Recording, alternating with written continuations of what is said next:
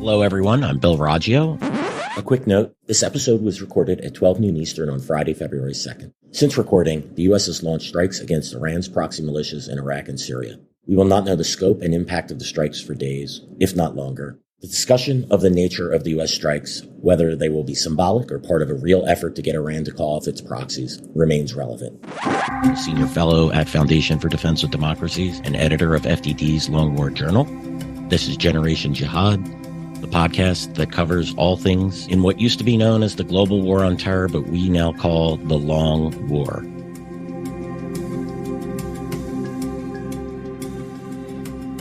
Today, as promised, Bradley Bowman, the Senior Director for the Center on Military and Political Power at the Foundation for Defense of Democracies, is joining us. He focuses on U.S. defense strategy and policy, previously served as a national security advisor to members of the Senate Armed Services and Foreign Relations Committees, as well as an active duty U.S. Army officer, a Black Hawk pilot, really cool, and assistant professor at West Point.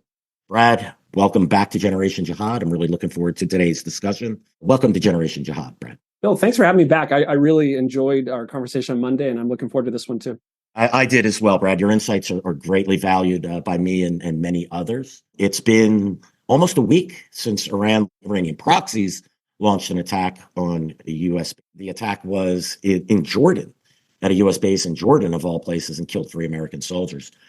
There's so many attacks, I'm getting them confused. Over 160 now, is that correct? Over 165 attacks on our forces in Iraq and Syria, and now Jordan since October 17th. Absolutely. Absolutely amazing. And it seems that for the administration to, I think what it perceives as providing a meaningful response to these attacks, it took the death of 3 American soldiers. Yesterday, Secretary Lloyd Austin gave a press briefing at the Pentagon, and he continued with the administration line that we are not at war with Iran, despite the fact that Iranian proxies have launched 165 attacks on U.S. bases in Iraq, Syria, and now Jordan, and that Houthis have launched a series of attacks against not only international shipping, but U.S., British, and French warships. It's almost the conflict there is daily at this point in time. But Brad, I'm going to ask you the first question. Are we at war with Iran or not? Short answer, I would say, is yes. When I taught Bill at West Point many years ago, one of my most common criticisms of cadet arguments or cadet research papers was a failure to define your terms, right? One has to define your terms if you're going to have a serious conversation. And we could talk for 3 hours about what is war and what is not. But, to kind of keep it real here, I'd say, generally speaking, if someone is systematically trying to kill you, that's a probably good sign that you're in some form of a war. And so by that definition, we could quibble with the details on that definition, but let's use that for the sake of conversation. I'd say we've basically been in some form of war with the Islamic Republic of Iran since 1979. It waxes and wanes depending on what that radical regime is doing in any given moment. But, let's just a quick tour through the region. We got what the Vice Admiral Brad Cooper, the top naval officer in the Middle East, called the most significant attack on freedom of navigation in 2 generations, courtesy the Iran-backed Houthis. And we had Secretary Austin make a general comment at the press conference this week. I think he maybe was focusing on Iraq and Syria, but I think it also applies to Houthis, that basically these attacks would not be happening if it weren't for Iran's support. So, we talked last week or on Monday about this puppet master strategy, but literally you have Americans who are getting shot at, injured, and now horribly killed by Iranian-backed forces in Iraq, Syria, Jordan, Red Sea. And so by my definition that I set forward, that is an adversary who's systematically trying to kill you, we are at war. And, and the last comment is this, is a dream scenario for any nation state or terrorist organization is to be at war with someone and have them not know it.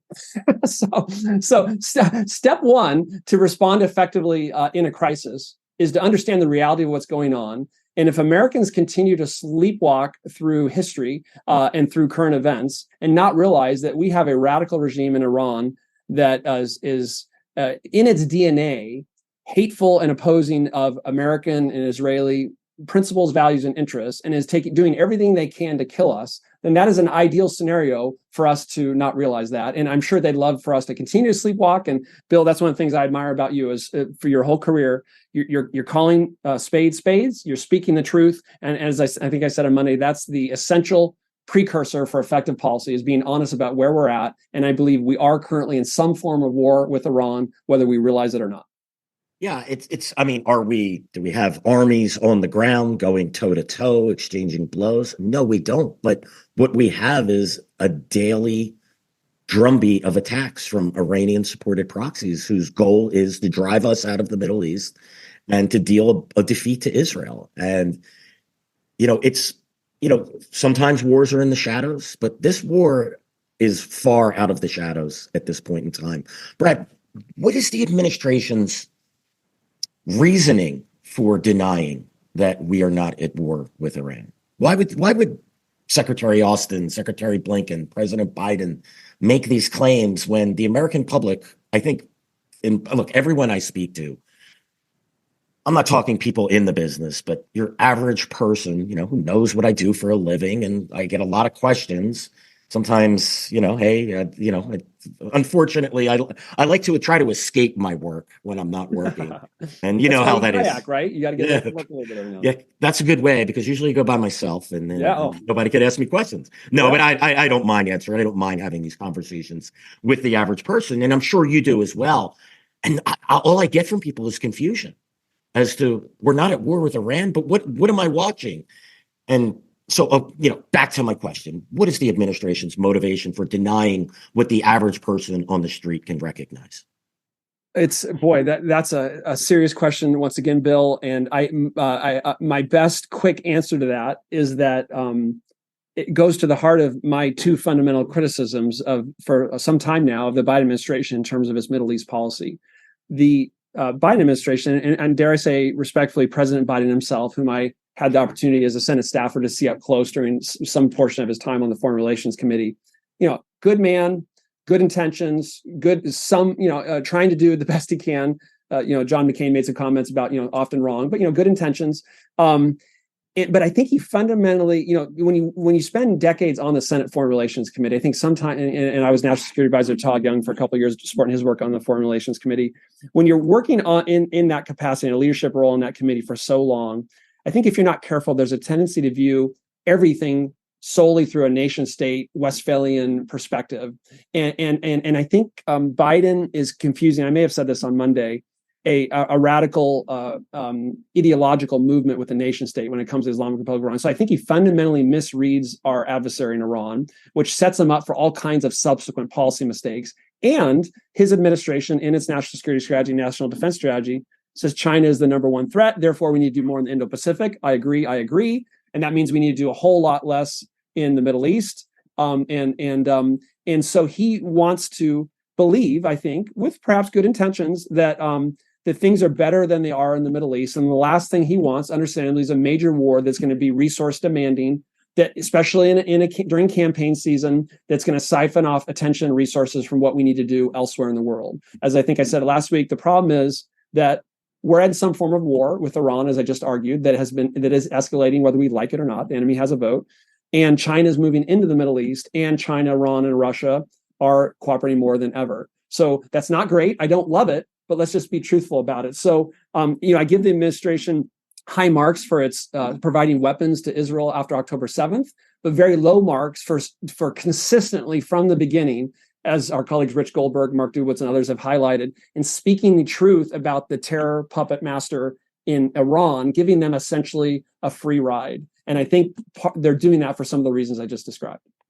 Yeah, it seems this administration is going all out in delinking the Iranian proxy strategy from the war between Israel and Hamas, and likely with Hezbollah. Well, actually, the war between Israel and Hezbollah as well in the north.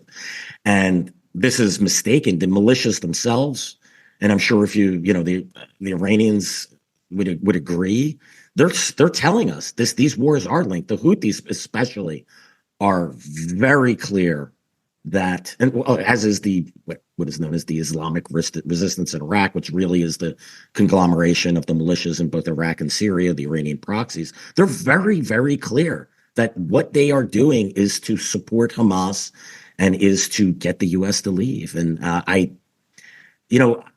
think President Biden and his administration fear that if they recognize if they admit that the U.S. is at war with Iran, or Iran is at war with the U.S., I mean, the U.S. doesn't want to be at war with Iran, but it is. This is how war works. That it somehow will broaden this conflict, but this conflict has already been broadened, has it not been, Brad? No, it's a great point. And H.R. McMaster, who's chair of our Center on Military and Political Power, a warrior scholar whom we both respect deeply, wrote in his book Battlegrounds about strategic narcissism, and it's almost could be a non-alcoholic drinking game every time I bring this up, but it's so insightful because I think it's true that so often kind of the reflexive tendency, at least in the Beltway, if not more broadly among Americans, is to think that everything is about us, and we don't always realize it when we do it.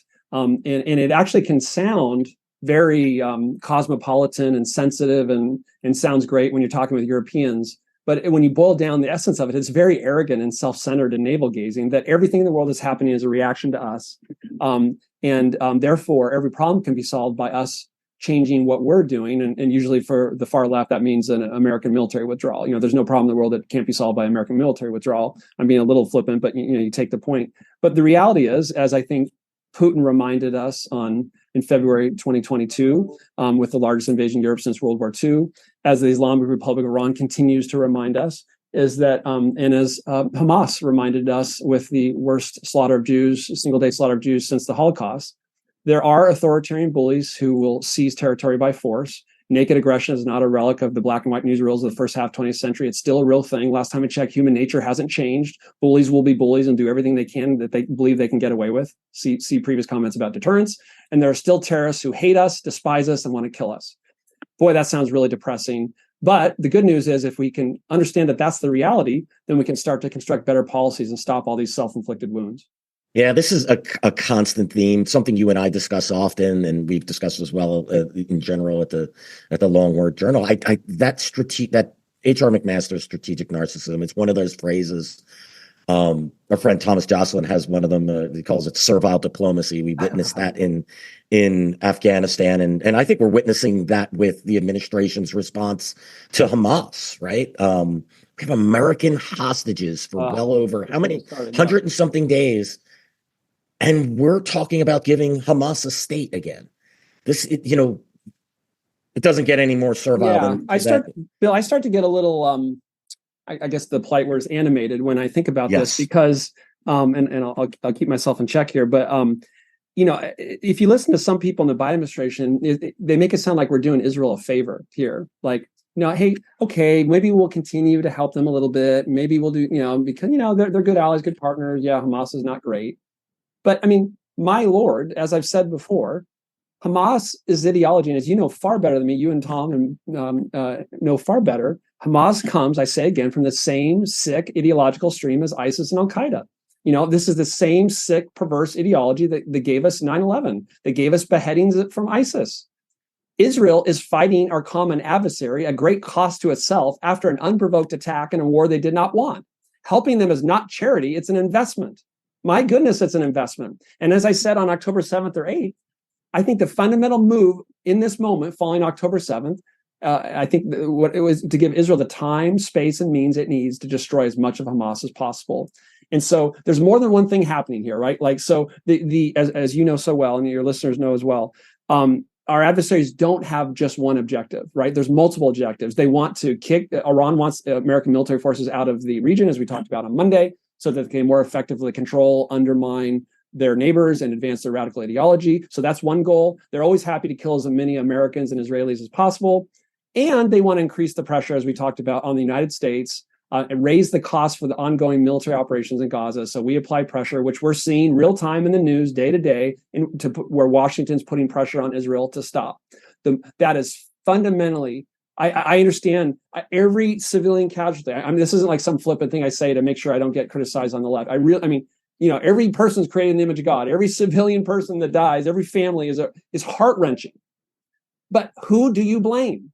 Who does one blame? You blame the terrorist organization that started the war and that uses human shields and that doesn't give a darn about the average Palestinians. You don't blame a military, as John Spencer and others have argued, that is taking extraordinary measures with some mistakes, absolutely with some mistakes, just like the American military makes, that's doing everything they can, including announcing, hey, Hamas terrorist organization. Here's what our military operation is going to be, when and where over the next week. Who does that? Who does that? The Israelis do it. It's absolutely insane, Defense Brad. forces do that. Do they get any credit in the New York Times from that? No, they don't. They don't.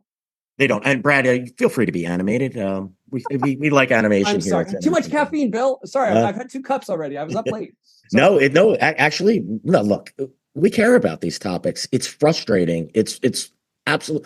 What bothers me, look, the Americans being held hostage. This is an instance where the U.S. should put its foot down and say to Hamas, we understand you have an issue with Israel and we want our hostages freed before I even mention any discuss negotiations, try to intercede, whatsoever. Free our hostages, or else you will pay a price from us. But we don't. How would we even know there's American hostages? The press won't even report on this anymore. Right. It reminds me, Bill, of like what you and I have talked about in the past, where we had successive administrations in Washington that failed, and presidents leading those administrations. I'm thinking Obama, Trump, and Biden, who refused to explain to the American public what our interests were in Afghanistan. And if no one is taking the time to educate the American public, who is busy with their lives, about why something matters, then of course the top 10 lists on their priorities are going to be all economic and domestic, because no one's explaining to them why we should care. I mean, adding to my list of who started this war, human shields, all that stuff.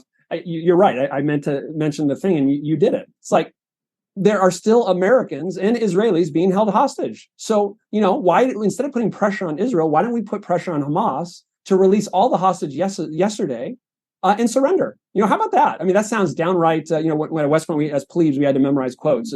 There was the good old, MacArthur. You can have fans or critics of MacArthur. We could have that historical debate, but there is no substitute for victory. Or the great Patton quotes. Boy, that philosophy is long gone. There is no substitute for victory. We won't even mention when Americans being held hostage, raped, and tortured in tunnels in Gaza because we're. I mean, give me a break. I mean, how would you feel, Bill, right now if you're one of the family members of these hostages, whether it be American or Israeli hostages? And you hear this administration, and here's the last thing I'll say. Sorry, I got to dial down again. Never apologize, Brad. Go for it. The Israeli, newsflash, this might lose cool points in Brussels, but the Israeli military operations in Gaza is what is creating the pressure on Hamas to negotiate. What? Shocking. Military operations create diplomatic leverage to accomplish objective? Well, yeah. Right? What is that good old George Shultz quote, right? That, diplomacy without the shadow of power over the bargaining table is just appeasement.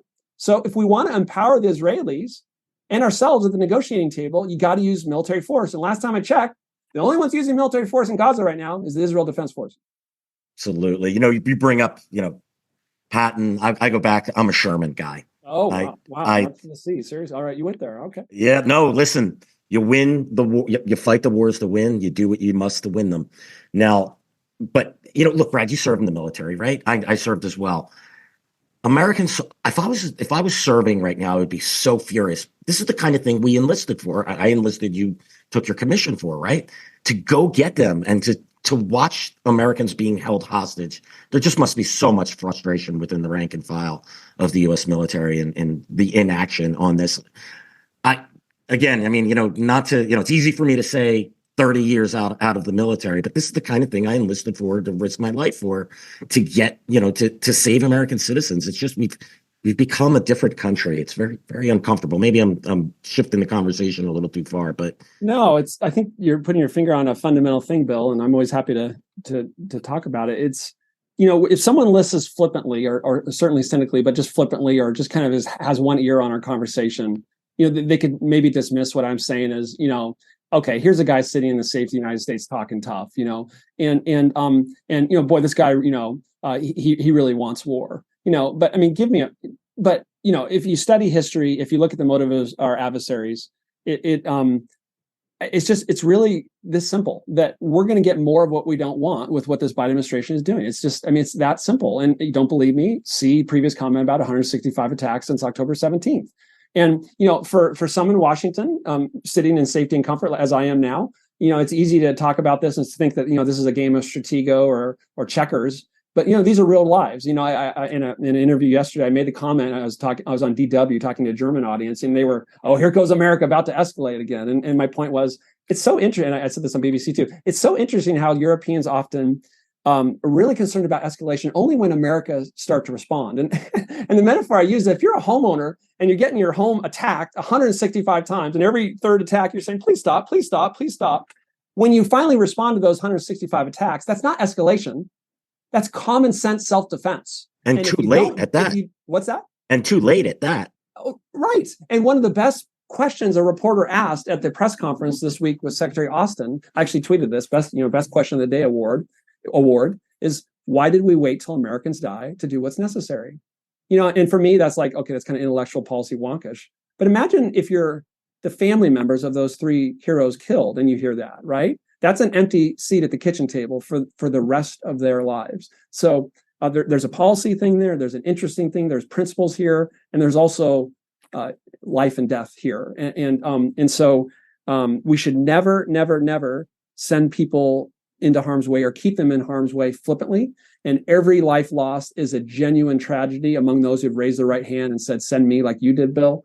And that's why, if you're going to leave 900 troops, to make it a little less ethereal and down there, if you're going to leave 900 troops in Syria, right, because we don't want a resurgence of the ISIS caliphate, worthy, laudable policy goal, my goodness, as I said, I'm going to give them the means and the permission to defend themselves and to hit back hard before, not after, people start dying. Absolutely. And Brad, I'm going to bring in an analogy here. You had mentioned, this is what happens when you do nothing. Look out, and it also speaks to, are we at war, right? In the early 1990s, Al-Qaeda issues 2 fatwas that says it's at war against the United States and the Jews as well, the Israelis, right? We do basically nothing. We ignore it. We get Kenya intent, we get an attack or an attempted attack to blow up the World Trade Center in 1993. We get pretty much ignore what's happening in Afghanistan. We get Kenya and Tanzania attacks on the embassies there, hundreds killed, mostly foreign nationals. U.S. launches a meaningless strike against empty tents in Afghanistan. We get the USS Cole. Still, the U.S. government doesn't take it seriously, and then we get 9/11. This is what happens, when one side really doesn't want to take a threat seriously, doesn't want to escalate, doesn't want to do something about a threat that's there. You get something like it bothers me, and yet. Somehow, after 9/11, the U.S. became the aggressor here. And I could never figure that out. And it's the same. We're seeing the same thing here. What was the escalation? The U.S. or Israel going into Gaza? Or was it October 7th? I mean, right. these what an escalatory move of Israel to go and try to get the people that committed October 7th. What an escalatory move. We really should criticize. I mean, give me a break. Golden rule, right? Do unto others as you have done to you. I mean, there's some foreign policy value of that concept. And I find myself every time I'm doing an interview with some European media source. I don't know why I'm doing some in Europe, but I'm happy to talk with them. But it's always like, can you just please take 30 seconds and have enough empathy to put the shoe on the other foot and ask yourself how the blank you'd respond if this was being done to you? So I think, come on. I mean, both in the context of Israel and Hamas, in the context of our troops and sailors in the Red Sea and Iraq and Syria being in a shooting gallery. Yeah, I've done a couple of episodes on BBC 5. I'm surprised they actually had me come on because I duked it out with the guest or the host and was literally, could not grasp the fact that Hamas could end this war today if it surrendered, if its leaders surrendered and it laid down its arms and dismantled its organization. If it wants to protect the Palestinian civilians, it can do that, but it won't. So what is Israel supposed to do? Why is that? As you know well, it's because their objective is the extermination of the state of Israel, not protecting the Palestinian people.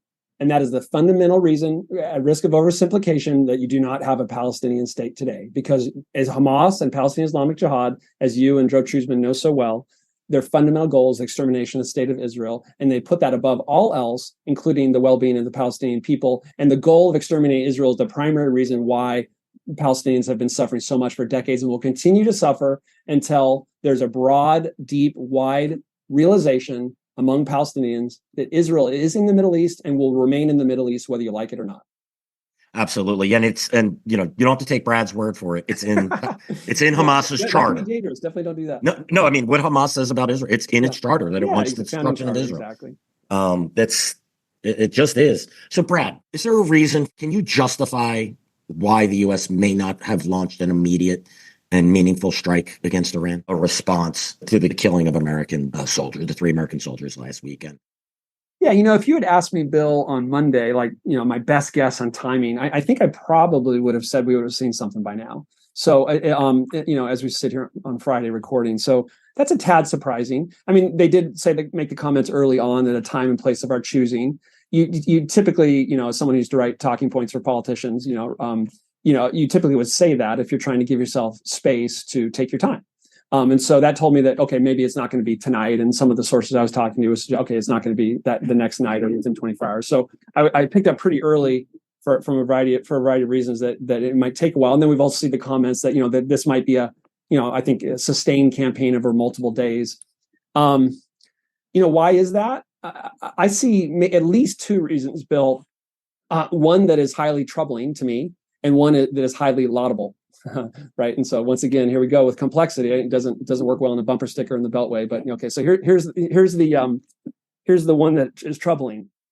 I worry that one of the motives is to give Islamic Revolutionary Guard Corps members, who of course have blood on their hands, time to get out of Dodge, to minimize the body count for fear of escalation, and to give time to some of these militias in Iraq and Syria to do the same thing. When you look closely at some of the attacks we've seen, there have been reports of vehicles pulling up before the American strike, the 8 or 9 few that we've seen. So I do worry that one of the reasons, Bill, for delay is that the Biden administration is trying to give the very people that you and I would want to target time and space to get out of Dodge, for the purpose of not having too high of a body count, so as to disincentivize a strong counterpunch to our strikes. I do worry that that's what's going on, that they would like to basically hit warehouses and maybe some ammunition stores and some things like that, and keep the body count kind of low, especially based on what Kataib Hezbollah has been saying since Sunday. So I do worry that that's part of the motive here. I don't have proof for that. That's informed conjecture, but it's consistent with the DNA of, shall we say, of this administration across time and across decision making. The other reason for delay, the less nefarious one from my perspective, is that if you, as I may have mentioned on Monday, if you look at the January 2020 killing of long overdue, belated, laudable killing of Qasem Soleimani, speaking of blood on your hands, American blood on your hands, how did the Iranians respond? They responded by sending, I believe, more than a dozen missiles to Iraqi bases where American troops were, and we had more than 100 traumatic brain injuries. So I hope that the Pentagon and U.S. Central Command is using this intervening period to increase our force protection measures and move in additional air and missile defense, so that when the counterpunch comes, which it almost certainly will, that we don't have additional casualties. So those are the 2 primary reasons I see for this. Well, and maybe a third, that, if you really are going to do comprehensive, serious strikes, then, it takes a little time to put those together. But I think if you put all 3 of those reasons, 1, logistical and mundane, 2nd, nefarious, 3rd, laudable, and put it in a stew and stir, I think that explains partly the delay we're seeing. What do you think, Bill? No, Brad, I agree with that assessment. And, on points 2 and 3, if we are waiting to reinforce, well, there's already been 165 attacks, or 164, whatever the number was. I think it was 162 before the 3 U.S. soldiers were killed. Why weren't you reinforcing then? Why weren't you prepared for this? So this speaks to a level of either incompetence or unwillingness to do what needed to be done to provide these, many cases, exposed bases, additional defense. And I find that to be astounding. And on your last point, if they're building a target list, I mean, I could have built that for them in, at least with targeting senior leadership. Of course, you got to find out who they are. The Pentagon plans for everything. They plan for an alien invasion. Again, we've had 163 attacks before those 3 soldiers were killed. You weren't prepared for the moment when the president comes to you and says, we need to deal with this problem. Again, I do agree you may have the actual targeting, what to actually go at, or if you're going after individuals, obviously they move. If it's facilities, you could do those in a heartbeat. And then you go after individuals when you want to go after individuals. That's something you do over time. So, those are, even if it's, laudable, as you said, to reinforce those bases, to harden them from attack, this should have been done already. I completely agree with you, Bill, and that's a great point. The first two were really the explanations that had the most explanatory value from my perspective. The third, I guess, was me trying to be a little generous. No, Brent. I know you understand these things. I'm just really totally. I completely agree with you. And if I were still working in the Senate, particularly for a member of the Armed Services Committees or the Intelligence Committees, or the Foreign Affairs Committees, one of the questions I'd be sending emails about to the OSD legislative liaison and calling the people up into the Hill into the skiff to provide a briefing on is every time we hit a facility with weapons in it, which we did, the administration finally did, is you ask the question, how long did we know that was there? Right? Because after we hit it, they say from the Pentagon press podium, and we hit this facility with weapons in it, and those weapons were being used to attack our troops. And yet I don't see anyone asking the obvious follow-up is how long did we know that was there? How many attacks on our troops were being resourced from that facility with those weapons and we failed to act? And please answer me why we didn't hit it sooner. Boy, if I were some of these family members with someone with traumatic brain injury, I would want my senator or my congressperson on the relevant committee to be asking that question. So, hey, congressional staff listening, when this big counterattack comes, you can literally draft your questions now. Oh, you hit this base? Oh, you hit that warehouse? You hit that weapons stockpile? Nice job. How long did we know that it was there? When did you first learn? Oh, well, no. Tell me when you first knew. Oh, you don't want to say it unclassified in this open hearing? Fine. Come into the skiff and tell me. And I mean, that is just basic Article 1, Section 8 branch of government oversight. I hope people are asking that. I don't know if they are. Yeah, what took you so long? And that's really what we're asking here. It gets back to the administration doesn't want to be at war with Iran, even if Iran is at war with us. What do you think a response will look like, and what should it look like? I think the danger here is weakness for this administration, not strength, for all the reasons we've been discussing. As I may have said on Monday, I think the burden of proof should be on anyone who says that we shouldn't hit every IRGC facility in Syria at a minimum. Every known IRGC location should be blown up, in my opinion, at this point. Especially now that, from a Biden administration's perspective, all the personnel are gone, right? Don't worry about escalation because you're not going to kill anyone because they're all gone. Then why even hit those facilities if they're not even there? If there are weapons there, they're going to be later used to kill Americans. True. Then, to me, that's a no-brainer. Good point. Empty warehouse, who cares? So I'm not interested. I was about to say this earlier. Sometimes Americans, including myself, I'm being guilty of it right now. We talk too much, a lot of talk and a lot of not action. It's like, that's another thing I admire about the Israelis is maybe a little more doing, a little less talking. But yeah, basically I would say it this way: every weapons cache in Syria we should blow up. Every one of them. Try to not hit the Russians if you can. That'd be bad. But every weapons cache in Syria. Iraq presents some dilemmas, because that you understand well. I think maybe in this moment you risk that and you just say, hey, sorry, Iraqi Prime Minister, I know this creates political pressure on you. I know we got these conversations about future U.S. force posture, but 165 times, 3 Americans are not coming home to their families. Sorry, we had to take some steps in Iraq as well. And frankly, another question that I hope congressional staff is asking is, those Iranian vessels in the Red Sea. Yeah, you're reading my mind. Are they providing information? Have they at least once? Here's, you got wording matters, right? Because people will find any little way to weasel out of the question, right? Has there been at least one instance in which an Iranian naval vessel, Iranian Navy or IRGC, whatever, Iranian naval vessel has, or anything floating anywhere near Yemen has a dinghy, a dhow, a boat, a skiff, whatever. A guy with flippers. Yeah. On the water, under the water, above the water, has provided tracking information on commercial vessels or, God forbid, U.S. naval vessels that the Houthis have used to try to kill Americans, civilian or military. Has that happened at least once?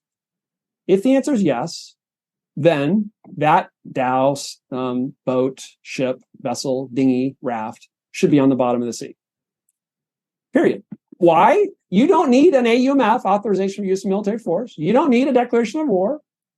Constitutional fans out there, Article 2, Section 2, Commander-in-Chief, force protection. They attacked us. It's the very justification we're using right now for these attacks.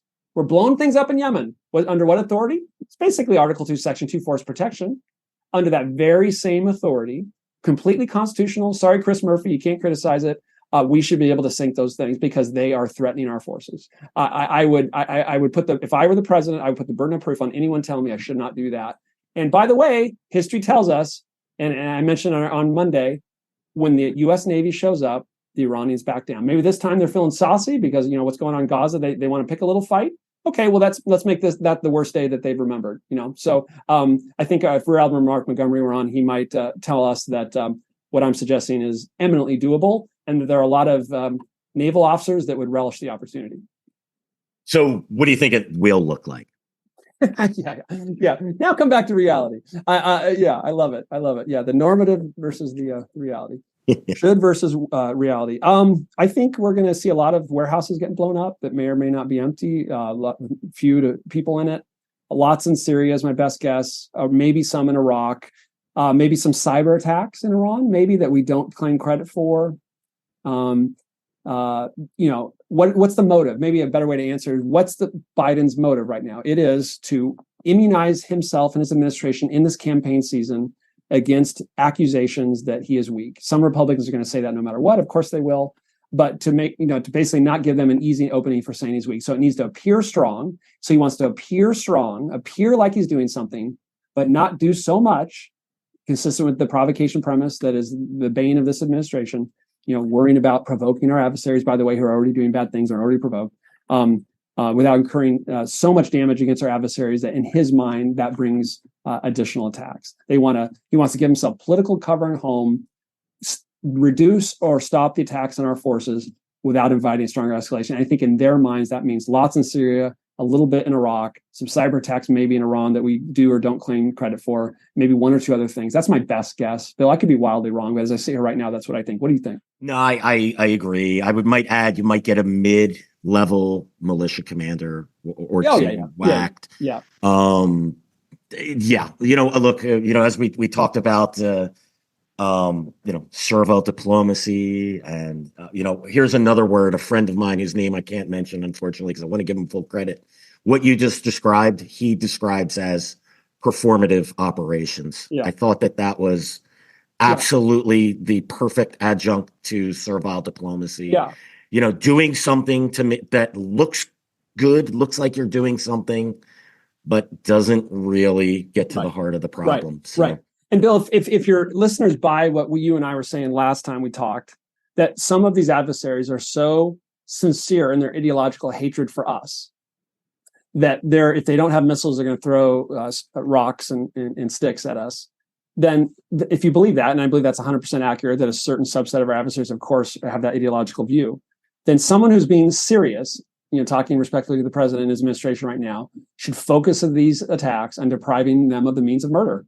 And that's easier said than done because there are a lot of rocks in Syria. But if we know of any weapons cache that any of these groups have, if we decide not to target that, and an American is injured in the future or killed, God forbid, by a weapons cache that we knew existed and did not target, then I think that gets into I think there are moral implications to that decision. And so I'm not getting the classified briefs. I don't know the target list. But I sure gosh darn hope that if there's a weapons cache of Iranian proxies in Iraq and Syria, that we hit it and we destroy it completely. Yeah, and you mentioned what you just said there, and I wanted to bring this up when we talked on Monday as well. It makes me think of the Taliban, a Taliban commander. Like you said, they'll use what they have, and he made a comment. It's well over a decade ago. The leader, Jamaat al-Ahrar. He had said, suicide bombers are our nuclear weapons. And that always stuck with me. They'll use what they have. In their case, they'll strap a bomb to someone and send them to take out as many people. And that is absolutely correct. And how do you get to that? How do you stop that? Well, you try to prevent it. If we're not going after the root cause of the problem, if we're not going after Iran's desire to, and its ability, which is providing these militias weapons and money and training and intelligence and all, and the advisors and all of those things. If we're not working to take that out, we're merely conducting performance operations. So yeah, no, well said. Let's turn to the Houthis. I'm really glad you mentioned that ship's called I believe it's called the Bashad. And I think there's one or two other Iranian vessels. And one of those attacks, it was against two Maersk cargo container ships that are used to transport U.S. military equipment. It was reported that Bashad was mirroring the movement of those ships, not only as they were trying to transit into the Red Sea, but as it transited out of the Bab el-Mandeb Strait and into the Gulf of Aden, which, look, I don't think you need to be a rocket scientist to know this ship looks like a cargo ship, but parks itself in the Red Sea and just moves north and south. And there's no, I don't even, at this point, Brad, I don't even need classified intelligence to know what this ship is doing. It should be at the bottom of the ocean. But I'm sure it's been leaked it hasn't been named explicitly, but the Wall Street Journal had a great report on this, and it's been known for years that the ship is doing exactly that.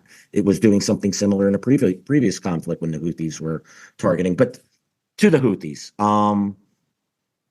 the U.S. put together Operation Prosperity Guardian, which is the defensive operation to get the ships to transit, through the Red Sea, Bab el-Mandeb Strait, and through the Gulf of Aden, trying to keep going. The offensive mission, that did kind of have a name, did it not, Brad? I read that somewhere. Do you know what the name of that is? It was something like Poseidon Archer. Yeah. I forget the name, but yeah, it was something very, very saucy. I don't remember what it was. Yeah, I love the random name, operation name generator. I want to know who has that job. I mean, I think it's a computer. I think it might be my retirement gig to be the person that sits in the right next to that big red button we talked about last week. You got to have a sidekick sitting there coming up with all these cool names, right? I think it's a computer. They push a button, and it takes about 45 minutes to generate. Are we talking AI generation here for these names, or no? I think it's way older than that. There has to be like dials and knobs. Those IBM computers. Exactly. It's like you could hear it chugging along with the AL dial-up. Yes, exactly. It puts a telegraph out to all the commands, and then it goes Operation Prosperity Guardian, and everyone's like, yes. Well, anyway, so let's talk about those two missions. What is happening with Operation Prosperity Guardian and the other mission whose name escapes me? So, this response by the Biden administration with Operation Prosperity Guardian plays right into President Biden's sweet spot related to what I was saying earlier about, him valuing diplomacy, and valuing allies, two things that I value as well, not for ends in themselves, but means. And so what they did, they used the existing U.S.-led combined maritime forces and the existing combined Task Force 153 that focuses on those same bodies of water, and used that basically to get a running start on the command and control and logistics for this Operation Prosperity Guardian. There are currently 22 nations supporting it, 17 of which have publicly acknowledged their participation. I'll list them real quick for the C-SPAN geeks like me listening: Australia, Bahrain, Canada, Denmark, Ecuador, France, Greece, Italy, Kenya, the Netherlands, New Zealand, Norway, Seychelles, am I saying that right? Singapore, Sri Lanka, the United Kingdom, and the US. So there's your list. So do the math. 17 minus 22, math in public is dangerous. That's 5. So 5 countries are participating that don't want to be named. Who are they? That's the mystery question of the day. Who's not on that list? I may have mentioned this last time. Egypt and Saudi Arabia. We could spend 3 hours talking about that. Does Egypt have an interest in the Red Sea and the Suez Canal? Just a little bit. Did they lead Combined Task Force 153 for 6 months ending last year? Yes, they did. But this goes right to the heart of what Iran's regional strategy is, and that is trying to divide Americans and Israelis and Arabs to keep us divided and distracted as a means of subversion and control. And the fact that Egypt and Saudi Arabia, when their core economic and security interests are so at stake, don't want to be publicly associated with a solely defensive operation to protect international shipping in one of the world's 4 or 5 most important maritime choke points, really tells you a lot about the continued willingness of Arab governments to play right into the Islamic Republic of Iran strategy. And Brad, people will celebrate 22 nations, 17 named. I look at that list and say, where is everyone? Right. No, I just met with some folks from London, some British folks from there.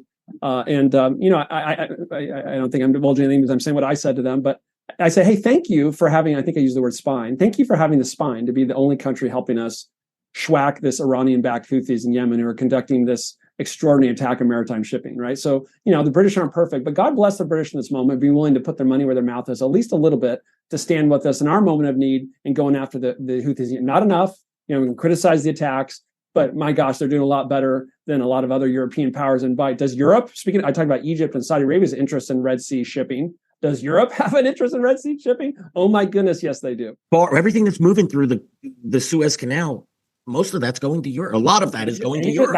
That's unless you want to go Cape of Good Hope, that's the Asia-Europe connection. So I mean, where's the European Union? And I think this European Union. Yeah, we published FDD published a flash brief on this week, talking about this, and retired Mark Montgomery put a quote in there. I did too, and I think if my memory serves, my central attempt at insight there was the EU doesn't want to be perceived as missing in action when their core economic and national security interests are under threat in the Red Sea. So they have to do something, but they don't want to be associated too closely with what the United States is doing, because those wild cowboy Americans are actually trying to blow up the missiles before they're launched. Imagine that. So this is a way of being perceived as doing something, but distancing themselves, at least nominally, from American offensive strikes. My response to that, of course, is, hey, look at your own self-interest, Europe. And also, Operation Prosperity Guardian is explicitly and solely defensive. And the Pentagon has bent themselves in pretzels to make that point. But that doesn't matter, because if you get too close to those wild and crazy Americans, oh my goodness, the bad guys might target you too. So let them do the hard work. You look like you're doing something. So 1, 2, 3 weeks from now, the foreign ministers will finally sign it off. Some European vessels and aircraft will show up. Some of them will be good faith, adding serious value. And will they be integrated, as Mark Montgomery made the point, and I did as well in the flash brief, will they, if not nominally, in the day-to-day operation of trying to protect shipping, will they integrate themselves, this EU effort, with Operation Prosperity Guardian? If we're interested in actually protecting shipping and solving and addressing the problem, the answer is yes. If they don't, then that tells you that we're looking at more political gamesmanship and press releases here than actually trying to address the problem. And I think this is where the Iranian victory, I think a lot of these countries are concerned about being linked, because the Houthis particularly are stating that they're conducting these attacks on Israeli ships, Israeli-owned or chartered ships, as well as U.S., so they don't want to be linked. Right. And this is where I look at this as just a massive propaganda victory for Iran and for its allies. They've succeeded in driving a wedge between the U.S., Saudi Arabia, and Egypt. It's really stunning. Now, it is called Operation Poseidon Archer. So there it is. Yeah, cool name. Kudos to the computer or the person who came up with that. I like it. Love it. Great job, Pentagon. Random operation name generator. You could probably sell T-shirts, Bill, for that. I'd buy one. I'd buy one for that. It's great. I love it. So that is as you mentioned, that's the offensive mission. So I believe there's 6 countries involved with that, with only 2. I think I don't have the list here in front of me. But I know Canada was involved. I think the Netherlands, and if I'm probably getting this wrong, so I was going to stop there. Of course, the U.S. and Britain. But the U.S. and Britain are the only ones providing military muscle. So this is this is the one when you read about strikes. I think you got it mostly right there, Bill, or completely right. Yeah, so you got U.S. and UK doing the actual blowing things up, and then you got Australia, Bahrain, Canada, the Netherlands, and maybe 1 or 2 others in the mix as well. Yeah, and again, like, you could only muster 6, 7, 8 countries to take offensive operations against. And how many Arab countries on that list? Bahrain, headquarters of our fleet there. Yeah, interesting. It really is interesting. Again, this is where I go, boy, has Iran just exposed the divisions, countries, and their Arab allies. It really is a stunning. Iran, I tell you, it's almost brilliant what they've done here. We're going to see the results. Look, if Hamas is defeated, if they really do suffer a military defeat and aren't able to take over, and we all have questions about what does Gaza look like after the end of end of Israeli military operations. But if Hamas is able to survive in some way, and everything that we've witnessed with the militias in Iraq and Syria and attacks in Jordan as well, and what's happened in the Red Sea, the Iranians have to be licking their chops at what they've been able to pull off here. What do you think? I agree. I mean, just, by all accounts, as far as I could tell, and talking with a variety of folks, we were getting closer to Saudi-Israeli normalization. That's been postponed. I think it's in America's interest to see that go forward. Obviously, in Israel and Saudi Arabia's interest. Iran, the Islamic Republic of Iran, is loving that delay. That's a nightmare for them to have normalization between Saudi and Israel. It would be good for regional security, bad for the bad guys in Iran. I've been writing and speaking for a while now about the need for a combined security architecture, U.S. Saudi-led security architecture, include as many Gulf Cooperation Council countries as possible. where we move toward a single pane of glass, if you will, in terms of seeing threats, air and missile defense. The former Deputy Assistant Secretary of Defense Dana Stroll and others were in Riyadh, a year or so ago, pushing this forward. The NAVCENT's been working on this really laudable effort that allows us to more effectively see the bad things Iran is doing in air, sea, and land, and integrating those American, Arab, and yes, dare I say, eventually Israeli efforts, combined regional security architecture. That's the very thing that the Islamic Republic of Iran does not want. And all of those conversations, because of what the Iran-backed Hamas terrorist organization did on October 7th, in addition to the horror for the peoples involved and the gravity of the issue for Israel and for Americans that I've been arguing, it's also made those conversations with many of our Arab partners about that security architecture more difficult. If we're just being honest, that is the truth. But here's the question for any Arab partners listening is, do you agree with me that it is in our interest to build that security architecture? Yes or no? The answer is yes. It is absolutely in your interest. It's in our interest. You know it. You know the real threat to regional security is not Israel. It's the Islamic Republic of Iran. You said that to us for decades behind closed doors. Bahrain and UAE finally had the courage to say it out loud in the Abraham Accords, what they've all been saying privately for decades.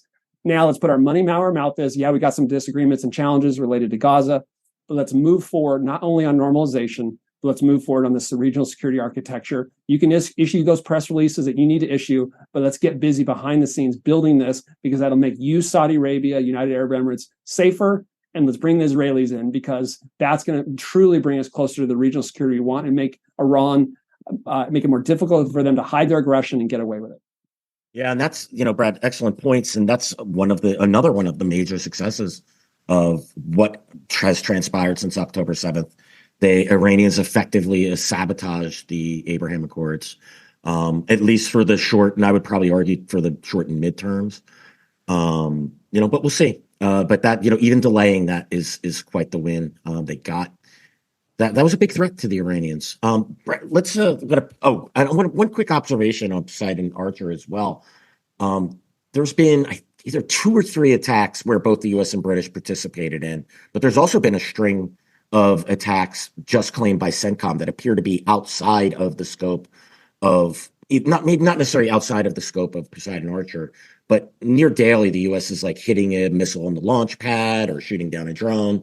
And these are being claimed by the U.S., by U.S. Central Command solely. I found that interesting that it isn't being claimed under Poseidon Archer. They had to create 2 operations with the P to begin with the first word. Great. So we got to get to fix that on the random operation name generator at the Pentagon, please. Yeah, no, my research tells me that over the time period since roughly November 19th or so, that the U.S. and our partners have shot down more than 80 items being a non-technical term for drones and missiles, both ballistic and cruise, 80. And so that's something, and also obviously that's defensive, right? When that's inbound, and then the offensive strikes that you're referencing. Yeah, as a lot of your listeners know, what have we been hitting? We've been hitting the launch sites, the facilities associated with those launch sites, coastal radars, air surveillance capabilities, weapon storage areas, that sort of thing. Clearly not effectively enough to stop the attacks. Easier said than done, of course. I don't want to be dismissive of the challenges there. But as I've been saying for years now, honestly, and have said on other instances, and may have said on Monday, that if you just focus on hitting what's the offensive threats in Yemen and you don't focus on Iranian weapon smuggling, it's just like that homeowner cleaning up puddles but ignoring the leak in the roof, and this is going to be a perpetual conflict. And the very kind of thing that you've talked about through the years, Bill, it's like, do it right, get it done, or figure out a new approach. So a serious approach. And I have some reason to believe that the Pentagon is looking at this. We'll see whether they give CENTCOM permission and the means to actually do it. A serious approach to interdicting as much as possible Iranian weapon smuggling to the Houthis. And again, as Secretary Austin said in the press conference, I think he might have been referring to Iraq and Syria, maybe the Houthis.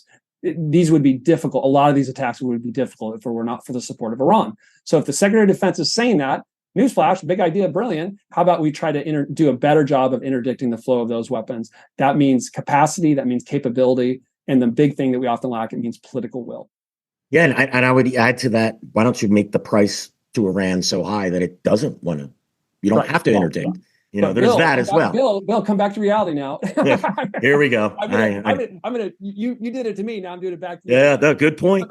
Point. I got to stop. I always got to remind myself that, like, come on. I always get asked, like, what would you do? And it's like, I don't really advise people policy that no one's going to execute. That's just stupid. No, I mean, granted, I will give my opinion about what we do, but I recognizing that things like that are just unrealistic, at least under this administration. So, well, Brad, you talk to a lot of people. I'm sure people within the military, guys you served with, as well as, you spent a lot of time on the Hill as well.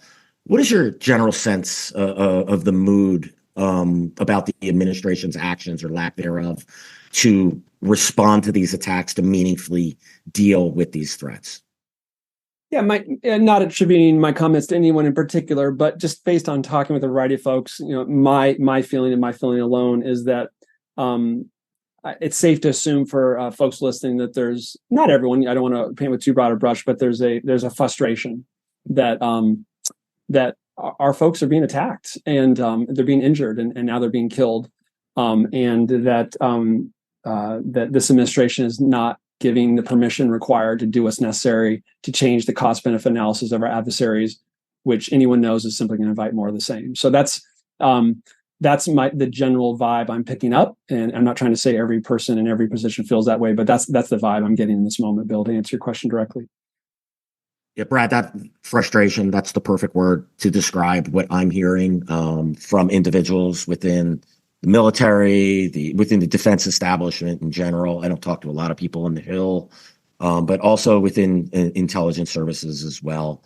They're just, they're not shocked at how we got here, but they're frustrated that the administration just doesn't seem to understand that there's real people on the other end of this that are absorbing blows, and they're just not seeing any movement.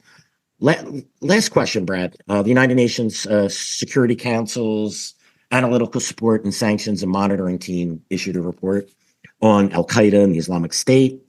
Our friend and colleague Edmund Fitton Brown and Caleb Weiss and we just recorded a podcast on that today. It should be up on sometime Monday.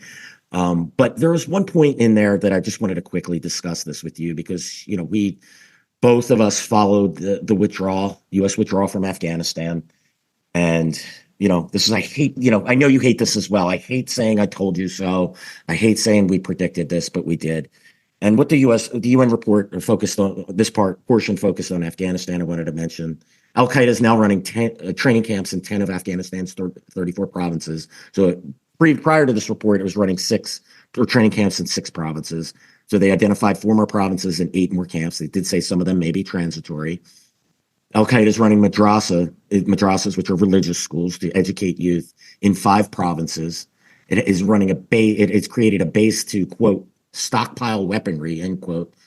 In Panjshir province, this was the base of the National Resistance Front, an anti-Taliban movement that's been largely defeated. So I think there's some symbolism there as well as to where Al-Qaeda put that, as well as a facilitation network into Iran. So it has safe houses along the border, 3 provinces along the border that are being used. Brad, are you shocked by any of this? I'm not, Bill, sadly, and I say that with no glee. I think tank dorks like me will say, I really wish I were wrong, and sometimes I mean, I really do wish I were wrong. I really do too. But for sure, again, we're not talking about a game of risk or stratego here, but in April 2021, like a week or two after Biden's big announcement that that we were going to withdraw based on the calendar and not conditions on the ground, I did a piece in Washington Post saying our mission not accomplished. Just going back to my theme, good policy starts with an objective assessment of reality, and talked about frankly leaning heavily on the great work of the Long War Journal and you and Tom about just exposing the charade, the Trump administration and Biden administration charade about relying on the Taliban as an anti-Al-Qaeda partner. So, I mean, anyone who spends about 30 seconds on Wikipedia with the Taliban or reads like one Long War Journal article among the thousands you guys have published understands that the Taliban never was and never will be a partner, a genuine, real partner against Al-Qaeda because they're attached at the hip and they had been for years. And that was the insanity of the Trump administration, Secretary Pompeo deal with the Taliban, and one of the fundamental mistakes and misunderstandings of the Biden administration that took the bad hand the Trump administration dealt them and made it even worse. So if you read what you guys were saying and what I was saying then and what several others, but not a lot, but some people were saying, you asked us, what would Afghanistan look like after an American withdrawal, where you have the Afghan government fall and the Taliban calling the shots?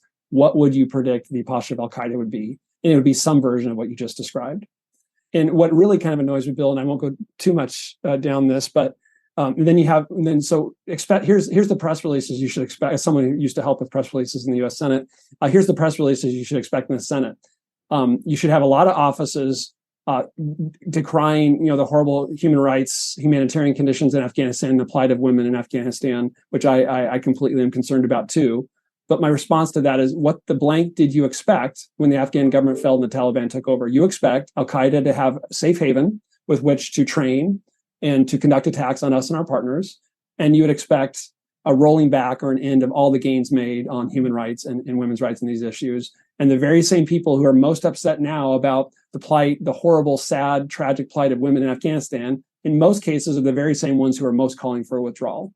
So, Brad, on that point, that was the most ironic thing I've ever seen covering this. And there's been a lot of it, but that one, you expected the Taliban to improve human rights of women? Sorry, I didn't mean to interrupt you, but no, this is the student talking to the master on these issues. You and Tom, I mean, you guys were the ninjas on this for so many years, and I lean so heavily on your research.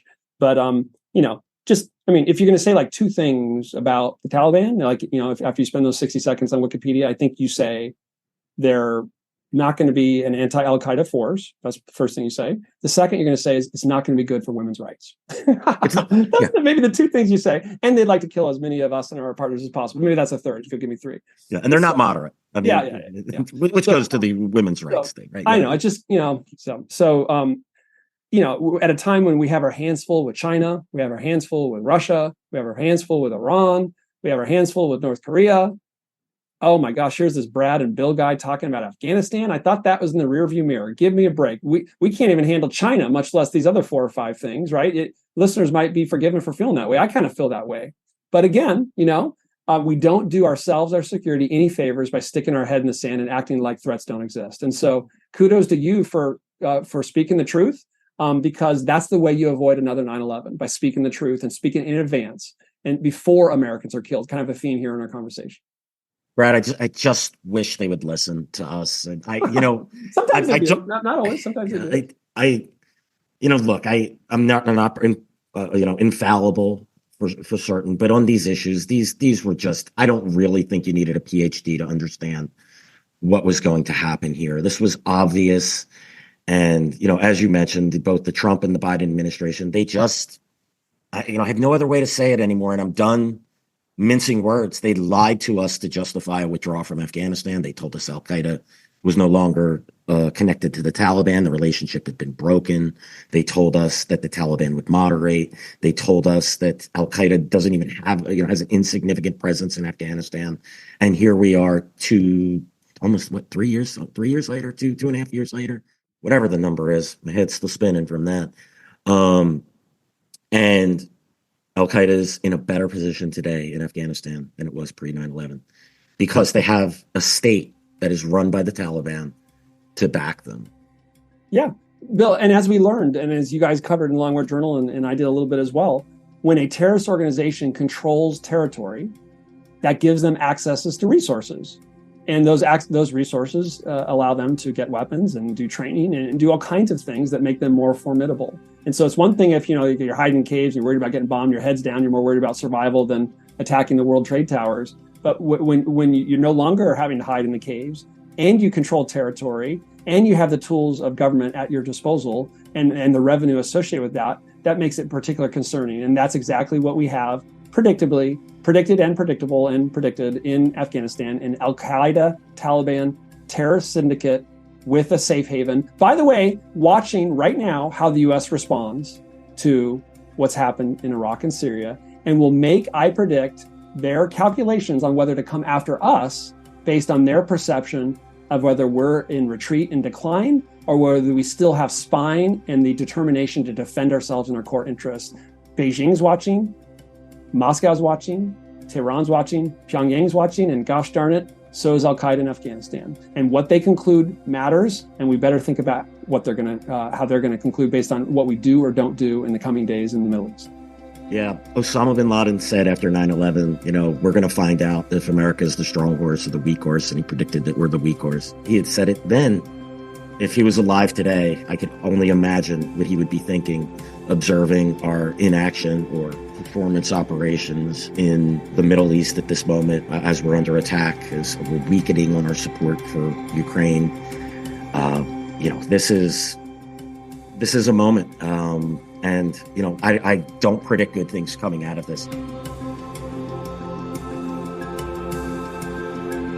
Brad, it was a real pleasure to have you on today. I'm going to get you back on soon. Always enjoy our conversations. Again, thank you for coming on, taking your time to have a conversation with me. Bill, I consider you a friend and a leading expert on these issues. And after your listeners have heard from me twice in 1 week, they're probably going to need a little bit of break. But after we have that break, I'd be happy to come back on. So thank you so much. I think people will be happy to get you back on. You are a friend, a great colleague. Looking forward to having these conversations as we go forward. So much to talk about. And thanks, everyone, for listening to today's episode of Generation Jihad. Just a reminder, you can listen to us on YouTube, Apple, Spotify, and anywhere else you listen to podcasts. Please subscribe to Generation Jihad and leave us a review, preferably a positive one, but only if we earned it. Thanks again, and we'll see you all again soon.